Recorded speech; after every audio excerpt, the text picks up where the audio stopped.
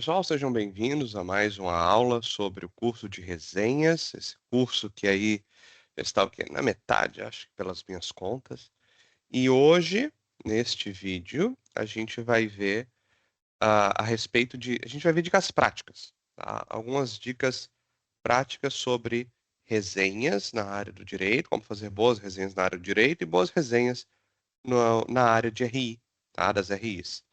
É, Antes de começar, eu queria até ressaltar que vale o que vale para o direito, vale para as RIs e vice-versa. Tá? Existe uma conexão muito grande entre essas duas áreas, entre esses dois cursos, e por isso eu recomendo que você do direito assista as dicas mais específicas para o pessoal de RI e vice-versa, tá? Eu acabo separando dessa maneira porque eu vejo que no direito a gente faz mais algumas coisas, é mais interessante algumas coisas, um pouco menos interessante outras e assim vale também para as RIs. Mas eu acredito que, no geral, valha para um e para outro. Só tem essas especificidades que a gente acaba priorizando em cada área, o que é absolutamente normal, tá? Eu acho que eu continuo não aparecendo. Agora eu consegui. Então tá. Gente, aquele merchan rápido, tá? Para você dar o joinha, comentar, curtir, etc. É, Isso ajuda bastante, isso ajuda o conteúdo a chegar na mão de quem precisa. A gente nunca sabe quem precisa, mas todo semestre aparece bastante gente. Então deve ter algum coleguinha aí que às vezes você nem conhece, que está passando por um problema parecido e para ele pode ser útil. Então curte, comenta, etc, etc. Tá? Vamos! Ó, dicas práticas então. A ideia aqui é ser um vídeo curto e grosso, tá?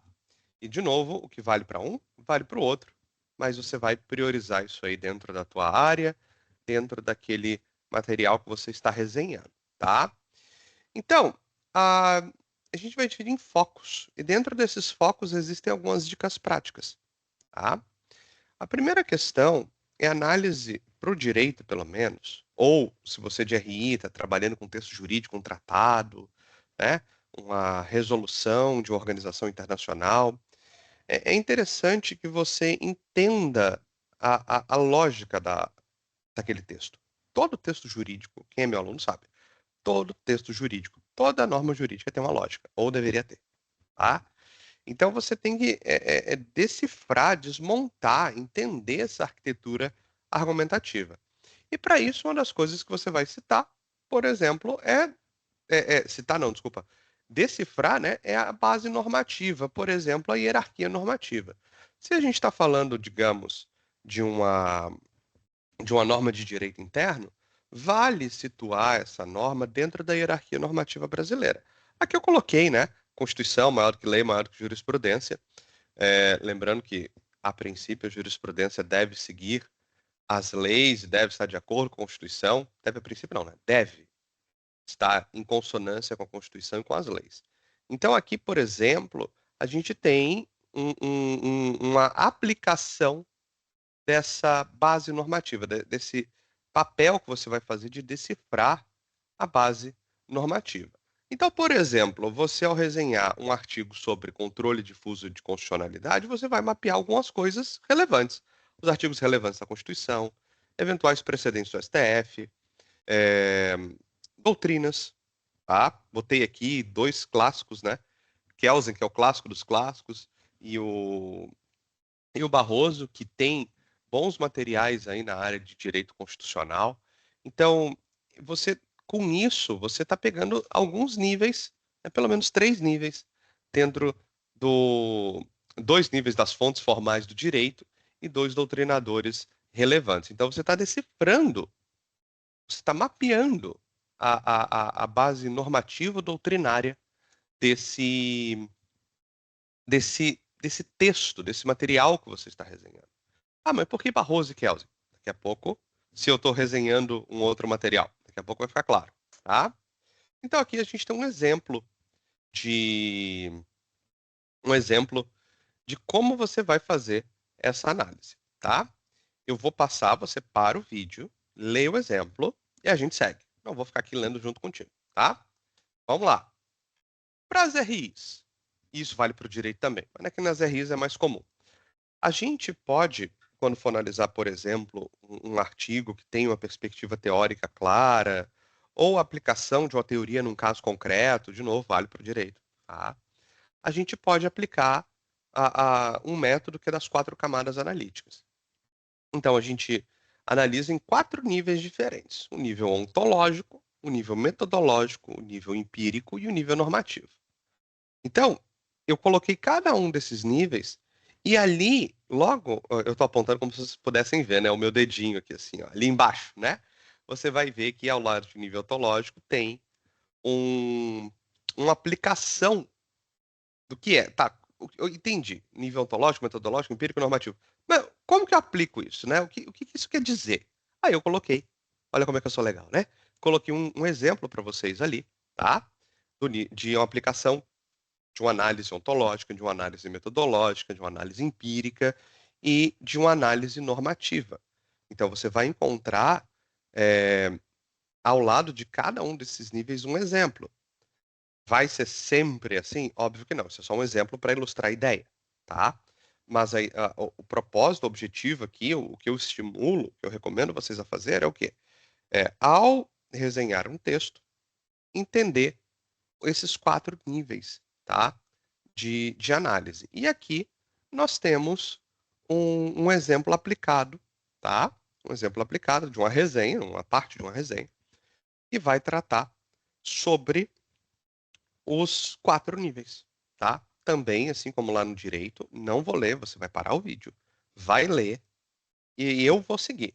Se você ficar em dúvida ainda, volta uns 10 segundos, 10 segundos não, né? Volta um minutinho, assiste de novo a minha explicação e volta no exemplo. E vai fazendo esse jogo até você entender que isso vai dar certo, tá? Essa é a vantagem das aulas de vídeo, né, gente? Você consegue voltar na explicação. Então, faça isso, tá? Aproveite, aproveite. Ó, outra coisa, que agora vai fazer sentido porque que eu coloquei Kelsen Barroso lá atrás. Citação contextualizada. O que é citação contextualizada? Ao invés de a gente só citar o autor da obra que a gente está resenhando, no contexto da nossa resenha, a gente começa a estabelecer um diálogo desse autor com outros autores, tá? Isso fica muito legal, tá? No contexto aí de um uso estratégico de citações e te força a fazer, na tua cabeça, força a fazer conexões com outras obras que você leu. E mais, ao escrever, você reforça essas conexões. Não é incomum quando a gente começa a ler um livro, ou um artigo, enfim, a ler algum material, a gente começa, não, peraí, isso aqui me lembra esse autor, isso aqui me lembra aquele. Eu acho que eu li isso aqui numa decisão da STF. E assim vai. Então, a gente faz essas conexões, gostemos ou não disso. Quando a gente coloca no papel, a gente sistematiza isso. Então, é muito bom você trabalhar com essa citação contextualizada quando você for trabalhar com resenhas. Aqui eu tenho um exemplo de uma má prática, ou seja, você está citando, por exemplo, um trabalho do Sarlet, sem qualquer contextualização. E embaixo você tem um exemplo de uma boa prática, ou seja, um diálogo desse autor com outro texto, com outros autores. Então, aqui a gente tem a aplicação daquilo que eu acabei de explicar. Para o vídeo, veja a má prática, tenta entender por que essa é uma má prática, depois dá uma olhada na boa prática e tenta entender por que essa é uma boa prática, tá? Então, outra coisa interessante que você pode fazer, isso aqui não vale só para o direito, vale para as RIs, tá? É você fazer também uma contextualização, não só com outros autores, mas também uma contextualização com casos práticos, com atualidades. Olha como é que isso aqui vale para os dois. Tudo bem que eu coloquei um negócio de tributário aqui, né? Mas você pode, por exemplo, fazer numa resenha de uma obra tributária, enfim, você faz uma linha do tempo relevante, do que é relevante para aquela resenha de casos práticos, né? De situações concretas que influenciaram naquela resenha que você está fazendo. E depois você pode também colocar alguma atualidade, seja dentro dessa linha do tempo, seja um propósito, seja com o propósito de fazer uma análise crítica, tá? Você pode fazer, deve, no meu entendimento.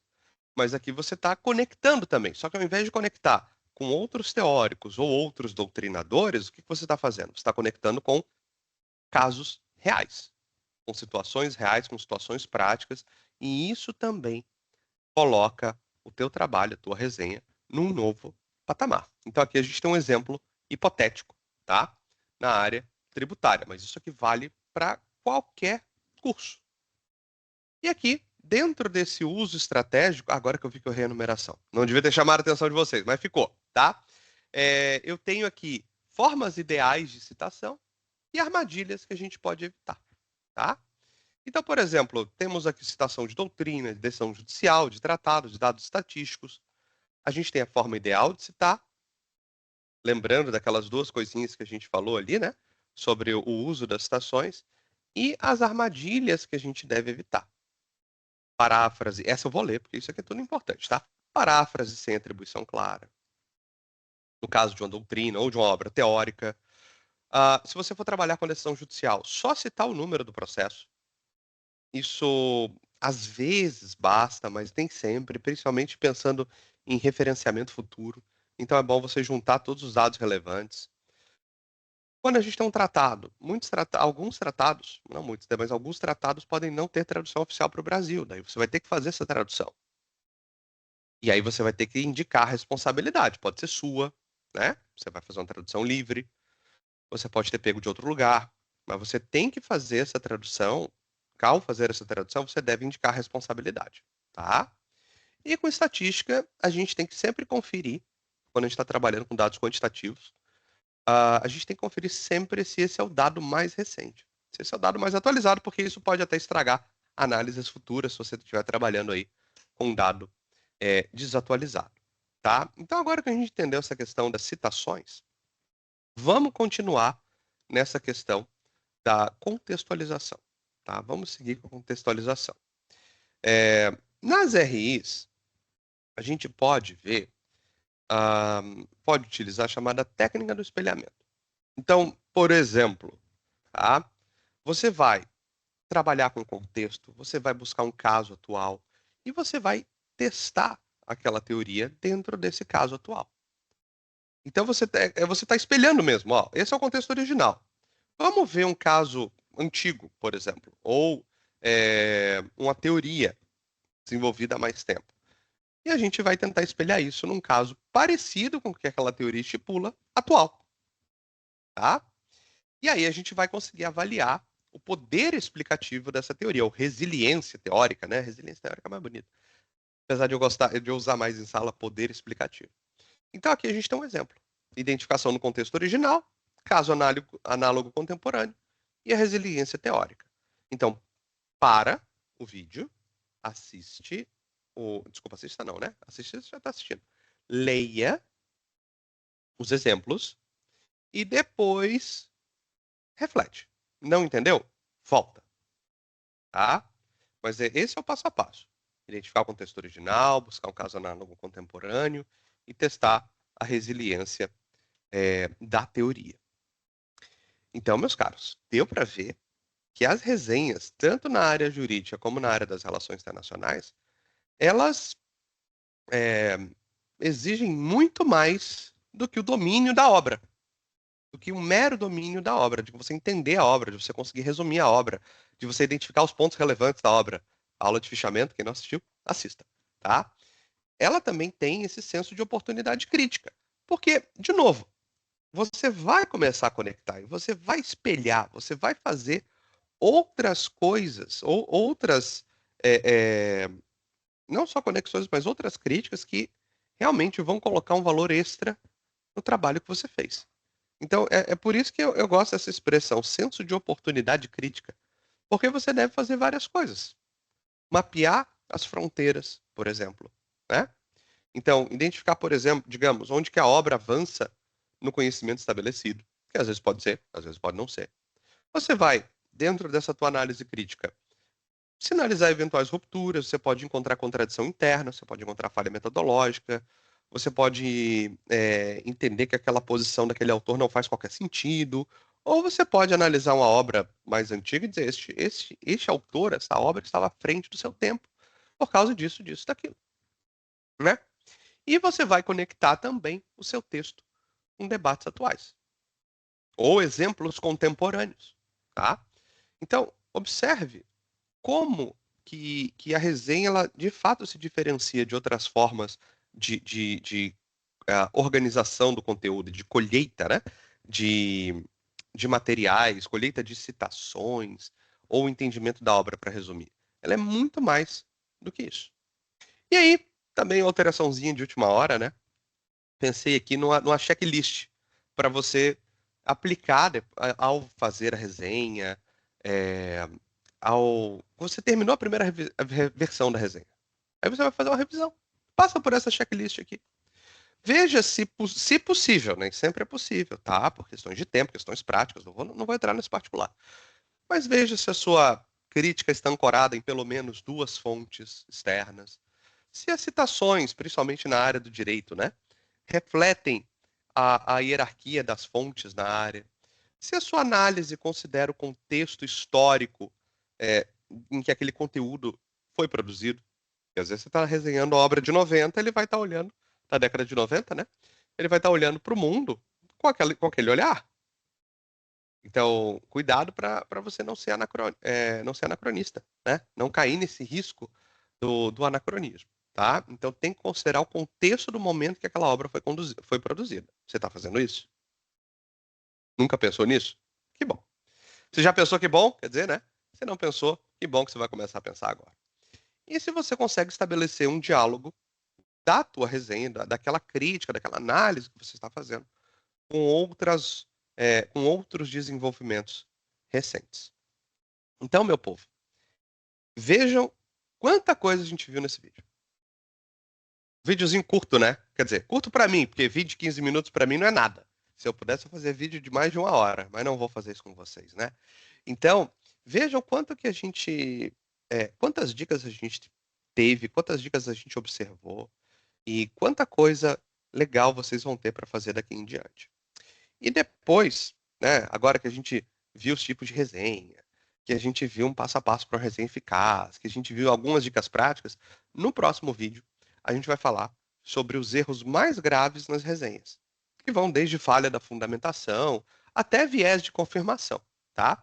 E a gente vai ver também algumas técnicas específicas para evitar que você caia nessas armadilhas em cada uma das áreas, seja no direito, seja nas RIs. Beleza? Pessoal, espero vocês no próximo vídeo. Muito obrigado, fiquem bem, fiquem com Deus e até a próxima.